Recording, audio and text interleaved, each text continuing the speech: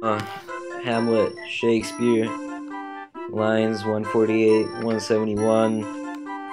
See, alright, doesn't matter.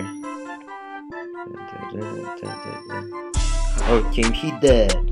I'll not be juggled to hell allegiance, whilst to the blackest devil, conscience and grace, to the profoundest pit, I dare damnation. To this point I stand, that both the worlds I give to negligence. Let come what comes, only I'll be revenged most thoroughly for my father, who shall stay my will, not all the world.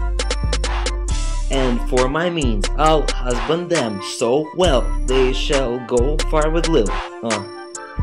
Good Laertes, if you desire to know the certainty of your dear father, is as written your revenge, that sweepstake you will draw, both friend and foe, winner and loser.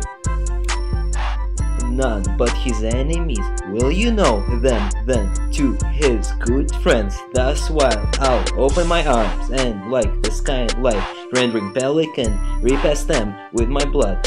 Yeah. Why now you speak like a good child and true gentleman.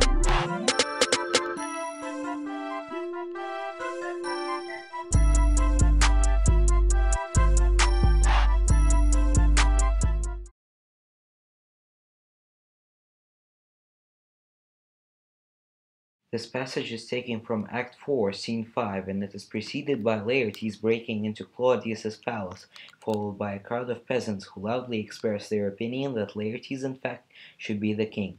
Laertes himself persistently inquires about the circumstances of his father, telling Claudius that he is quite serious about the matter and actually he is ready to abandon all of his vows to the Dane if Claudius won't be nice enough to disclose the information. But Claudius manages to put Laertes' anger to his own use. In lines 148 to 154, Laertes is acting very impulsive and decisive. He rashly breaks through Claudius's castle with a mob of angry peasants, a move that isn't particularly safe for someone of his status. Claudius, on the other hand, seems a little more cowardly and less direct, more manipulative. Upon Laertes' arrival, Claudius seems a little intimidated. He tries to make sure that Laertes won't hurt him by asking him about his intentions and approving them in an avuncular manner. When Claudius sees enraged Laertes, he immediately tries to take control of him and manipulate him into doing the dirty job for him by pretending to be like a caring ally to Laertes who is looking out for him and who wants to help. This situation relates to the motif of acting and being, where Laertes is related to being. He doesn't hide himself and his intentions, while Claudius is connected to acting. He is a good actor, and by his means of acting he can control other characters like puppets. What is interesting in this passage is that Laertes' tendency to be here, his inability to act and pretend, creates a similarity between him and Hamlet, because they both cannot act, for the lack of a better word, they just are. However, Hamlet lacks Laertes' confidence and swagger. He always hesitates and contemplates too much, while Laertes is more decisive. In fact, Laertes is more related to Fortinbras here, because Fortinbras is a man of action too, for example when he makes his army march for a useless piece of land.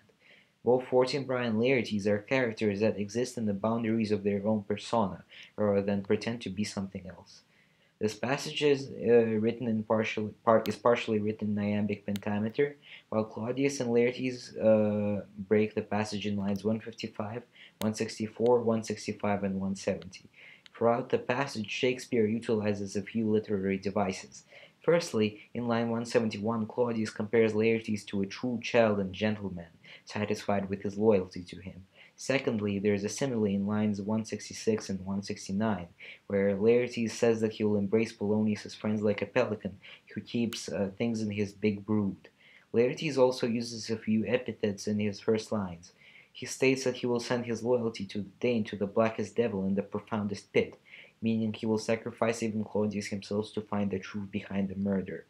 Laertes' choice of words, hell, blackest devil, profoundest pit, points to the depths of the ground, where they will diminish, rot, and decay like physical matter, thus pointing to the ever-present motif of corruption of all. Perhaps Shakespeare wanted to say that our words rot and corrupt when we betray them.